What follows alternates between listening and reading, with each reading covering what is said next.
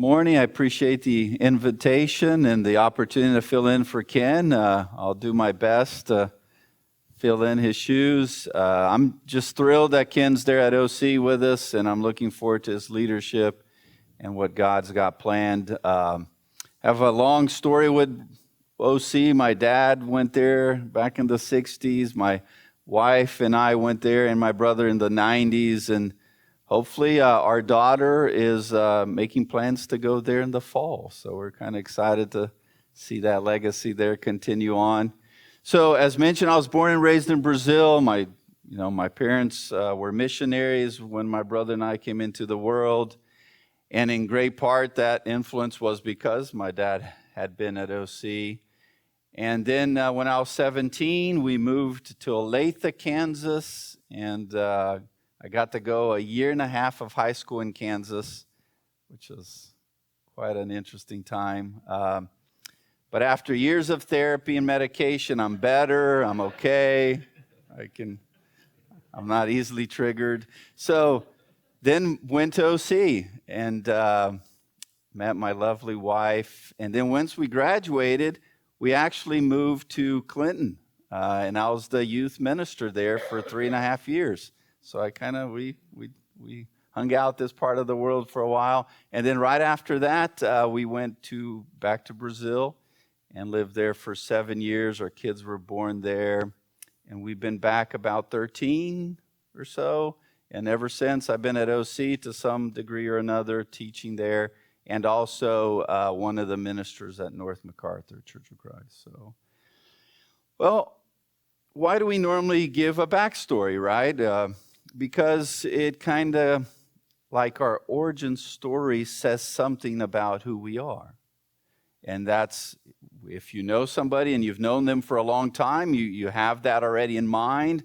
If you don't, you often try, through conversation to get some backstory, because that helps us understand a little bit more about the person. That's also true with our broad backstory, which is told in Genesis. Genesis, in my humble opinion, is foundational for you to understand the rest of the story. If you get Genesis, things start to make sense. And I believe the Bible to be this unified story that points to Jesus. The entire story points to Jesus. And so the more you get the story and the more you get the backstory, the more you understand Jesus. And I'm going to try to illustrate that as we look to Genesis. Genesis 1 and 2 is where we're going to focus on this morning.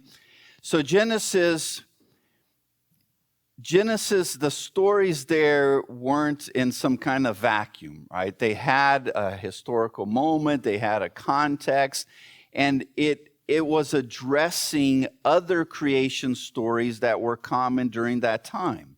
So the story in Genesis was in deep, intentional conversation with other creation stories and the hot topics of its day.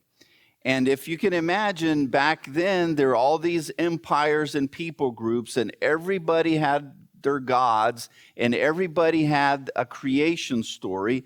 And those creation stories were important for those people because it validated who they thought themselves to be. It validated and often gave reason for the way they did government, for how they interacted with others and their wars and empires. And so their creation stories were relevant, and their creation stories often reflected the heroes that were their gods. And so my creation story is better than your creation story kind of thing was part of what was happening then. Let me give you one example. So the Babylonians, right? The Babylonians, the Egyptians, the Canaanites, like everybody had a creation story. But the Babylonians, I'm going to highlight that because they play an important role in the storyline of the Bible as well.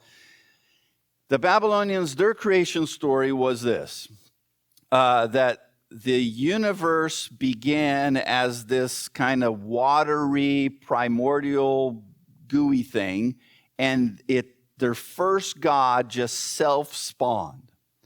The ancient world was not really curious or interested in nothingness to something, which is where our science and our conversations about the beginnings of the world and all that is where we're at today.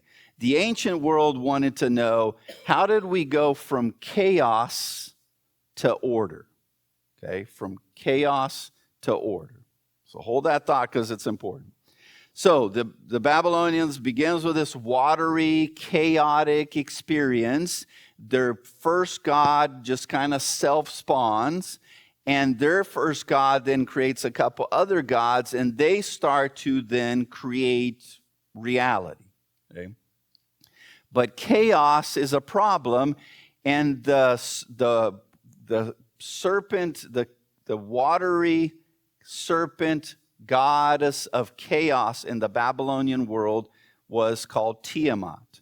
And so one of Babylon's main gods, Marduk, has this cosmic battle with a serpent. Hold that thought there. A serpent. And this entire painful, huge cosmic war that Marduk finally kills the Tiamat and just splits her in half, and then that becomes part of creation and the night and the skies and a bunch of other things like that. How does humanity come in the creation story of Babylon? Well, the gods were divided in the top gods, you had your middle class gods, and then you had your lower class gods. The lower class gods were created to serve all the other gods, which is actually how Babylonian society was arranged. You had your royal family, you had kind of some of the royal court, and then you had everybody under that. And they were serving that society. So the lower class, the top class gods were in charge, and the lower class gods went on their first cosmic strike. They were fed up. They didn't want to serve the middle class and upper gods anymore, so they complained. They go on strike and demand that the top gods create something even lower to serve all the gods, which is going to be humanity. So this is how humanity comes about. The top gods get one of the middle class gods, chop their head off, and with the blood, together with the dirt, humanity's created. And humanity's created to serve the gods, but you need to have humanity under leash so that they will do their job. And so the gods choose out of humanity a very small family to be the leaders of that empire. So if you are a Babylonian royal family, you represent the top gods, and you are in charge of the rest of humanity that's been created to serve. Does this make sense? And they use that to validate the way they did their empire. So if you're, a little child there in Babylon, and you're like, Mommy, when I grow up, what can I be? A servant. But I don't want to be a servant. But you're going to be a servant. Like, that's what humanity was for. Created to serve, and it was created out of violence. Right? A god lost its head. So you have that way of conceptualizing society. You have humanity created to be served, or to serve and to be dominated.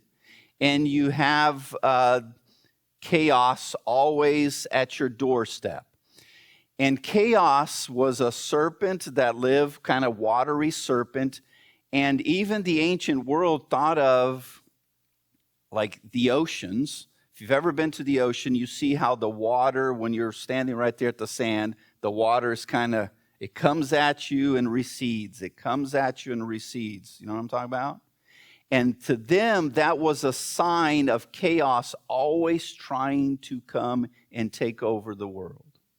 And when there would be tsunamis or, storms in the sea, it was chaos trying to make another break for it. And the gods kept a lid on it. Otherwise, chaos returns. with that imagery, that was the leading story of a good few centuries of that ancient world. And in that story, with that main storyline, I want us to consider how Genesis addresses those things, and then how it's going to actually be still relevant for you and I today. So in Genesis 1:1, in the beginning, God creates the heavens and the earth. And the Hebrew word there is for a generic God. It literally, the best translation would be a spiritual being. In the beginning, a spiritual being creates the heavens and the earth. In the ancient world, you would have been like, sure, what spiritual being? Okay, like what God are we talking about? And I think Genesis is written on purpose that way to invite the reader to be like, what God are we talking about? Who God is this? Are we talking about the Babylonians? Are we talking about the Egyptians? Are we talking about... And as the story unfolds, we're going to see this is a very different God. So, in the beginning, God, spiritual being, creates the heavens and the earth. That's already different. Because according to Genesis, what exists? God. Not some primordial, watery, chaotic thing. Not self-spawned God. It's a God that exists before anything else. And this God creates the heavens and the earth.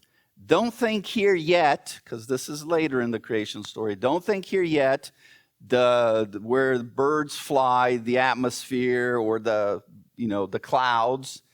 And don't think yet here when it's talking about earth like this lump of rock that we're on. Think of it like two realities. So this God creates the spiritual realm, that would be the heavens. In the ancient world, everybody thought of the gods in the heavens, and the physical reality. Okay? And then it says that this physical reality was chaotic. The way it words it in English is, now created the heavens, the earth. Now the earth was formless and empty. The Hebrew there is tohu vabohu, which is really fun to say. And it literally means waste and wild. And you can hear it in Hebrew. Tohu vabohu, like it rhymes. So waste and wild might be a good translation. And so this physical reality begins chaotic, which is important in the ancient world because that's what they want to know. How do the gods fix chaos? How do the gods deal with chaos? And in the Babylonian, it took a god in all its might and all its helpers and everything to barely be able to slay the dragon of chaos. It took a war, it took violence, it took pain, it took uncertainty, like who's going to win, and chaos is not completely defeated because the ocean's still trying to make a break for it every time. And there's, tsunamis and whatever. So chaos is always near. Here, the world starts chaotic. How is this God going to deal with it? Well, it continues on. And so it was formless and empty, and there was darkness over the surface of the deep. So we're talking about water, which was a symbol of chaos. It's where the goddess of chaos lived. And the Spirit of God hovered over the waters. The Spirit of God here is the word ruach in the Hebrew, and it can be translated spirit, wind, or breath. And it's the same word for those three meanings. What makes the difference is context, okay? So here's the imagery. This God creates the spiritual world, creates the physical world. The physical world starts chaotic. There's water. There's kind of this chaos. There's water. There's this uncertainty, like what's going to happen here. And the difference is the Spirit of God. What's translated the deep and then the very next sentence translated waters. In Hebrew, the deep is a stormy water. Like it's stormy, it's unsure, it's violent, death can be happening there. And then the next sentence is, the word translated water there is kind of like this gentle, life-giving stream that's going to water your garden. So we have chaotic waters and then we have calm waters. And what's the difference? The Spirit of God. So wait a minute. We're already going from chaos to order. We're already going from uncertainty to purpose. We're already going from darkness. And the very next sentence is, and God said, let there be light.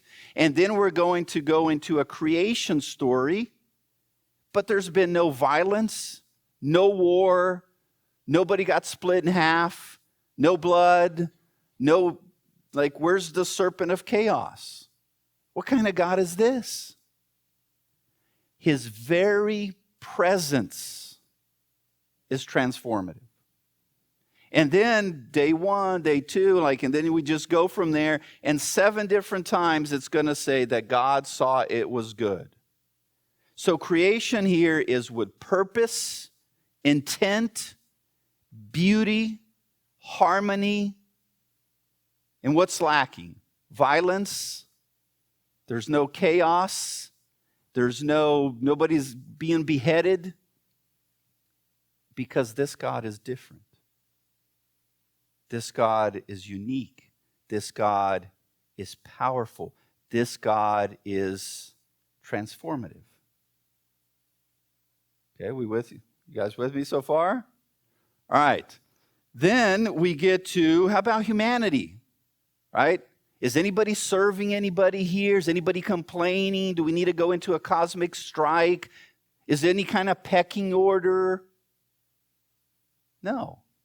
But humanity does play into it. And as the creation is progressing, it starts to become obvious that God is intensifying his creativity, the complexity of creation, and there's light and goodness, and it's just progressing. And then we get to humanity. Chapter 1, verse 26. Then God said, let us make humanity in our own image, in our own likeness, to rule over the fish of the sea, the birds of the air, over the livestock on the ground, and all the animals, over all the creatures that move along. So, one of the conversations I often have there at OC with students is what does God want from me? What do I major in? Who should I marry? They're trying to make these big questions, and they want answers of why do I exist? What's my purpose in life? Well, I'm going to answer that for y'all right here. Here's why you were created. Here's why humanity was created. To rule. To rule. To rule over everything of this physical reality. Now, if you're in ancient Babylon, you were a peasant and you heard this, you would start twitching and be like, yeah, here we go again. Somebody's going to rule over us. So who's the royal family? Very next sentence. So God created humanity in his image. In the image of God, he created them. Male and female, he created them. So what royal family is he talking about here? What ethnicity is he talking about here? What group of people is he talking about here? According to this creation story, all of humanity is the family of God. All of humanity is reflecting this God. All of humanity, men and women, all of humanity is created to rule. Now, the Babylonian story, that's not the case at all. A very, very, very small number of people, one family of one ethnicity, of one empire, is created to rule the rest of humanity. that was created to serve, to be ruled over. But in this story, all of humanity is the royal family.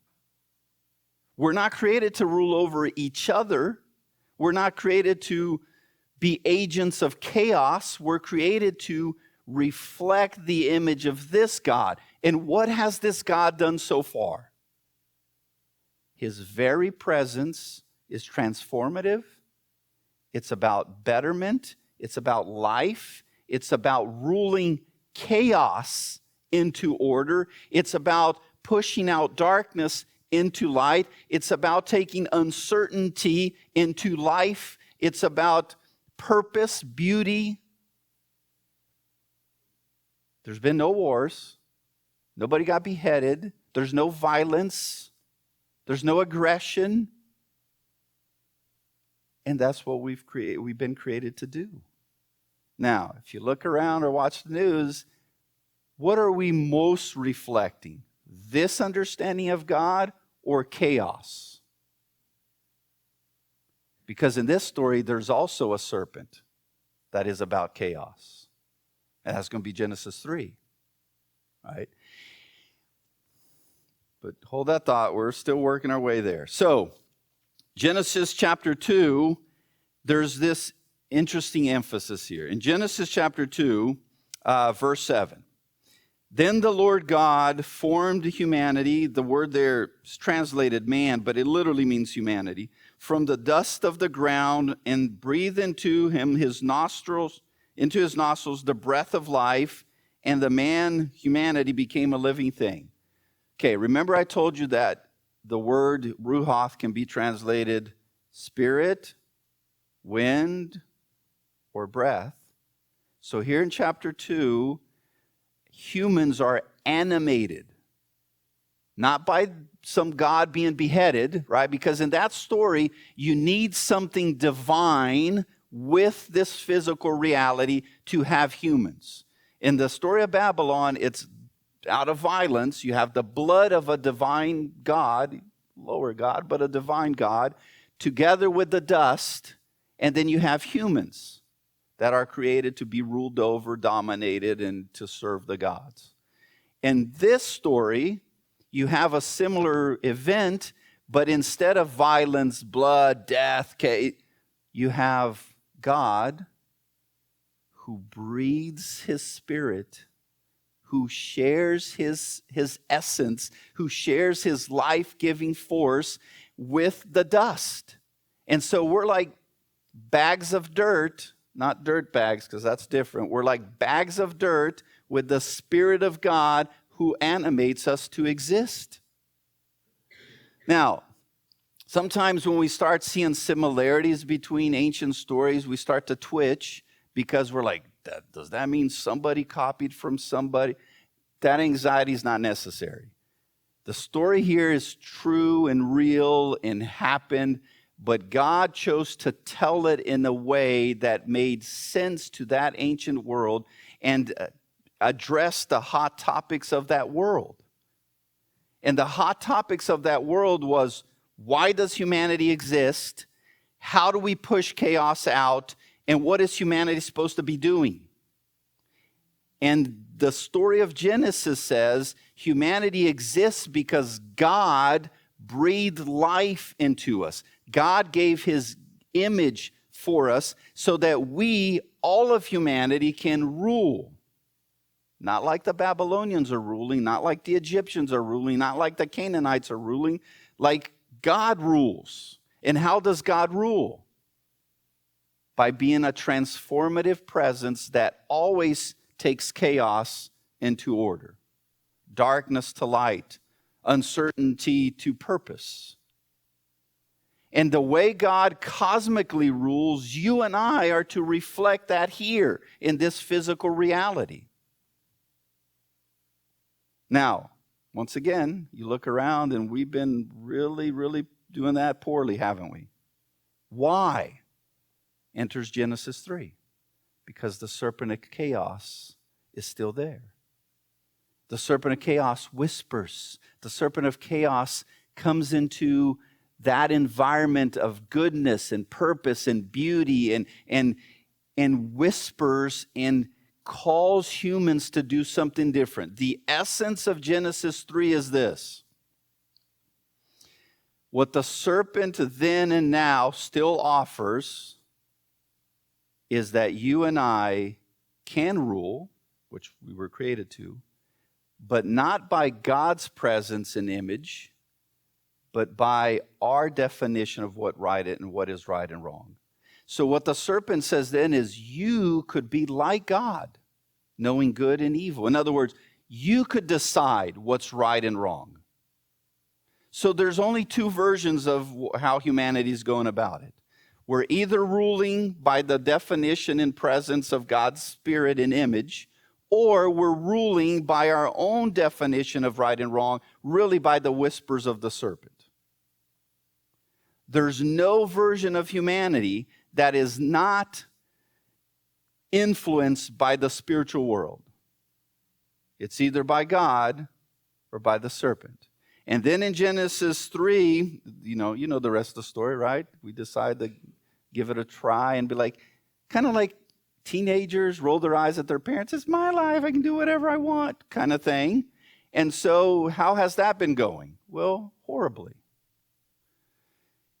And from there forward, we have two versions of humanity, followers of rulers by the presence of Yahweh, or rulers by the presence of the serpent. And that leads us to Jesus, because one of the things Jesus will say to those that were supposed to be leading Israel according to God's presence, the religious leaders, he will call them brood of vipers. I don't think he's pulling that insult out of anywhere, or just out of nowhere. What he's saying to them is, you are the descendants of the serpent. Does this make sense? In Genesis, serpent, chaos. And then Jesus, in Matthew's account, chapter 1, where it says the genealogy of Jesus, and then verse 1, verse 18, where it says the birth of Jesus.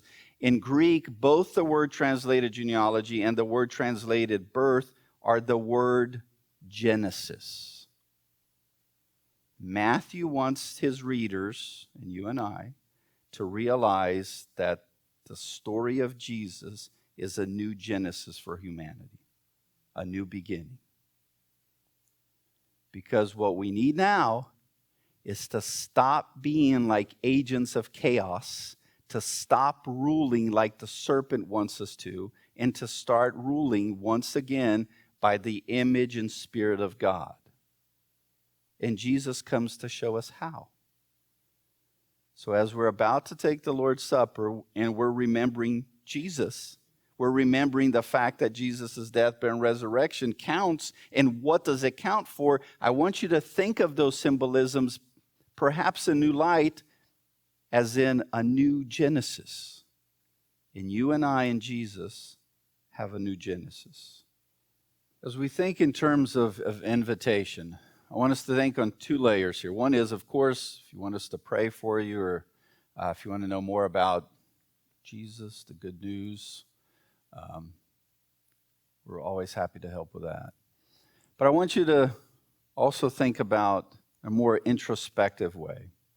If we were created to rule, to be a transformative presence, I don't think we have to search far to find chaos.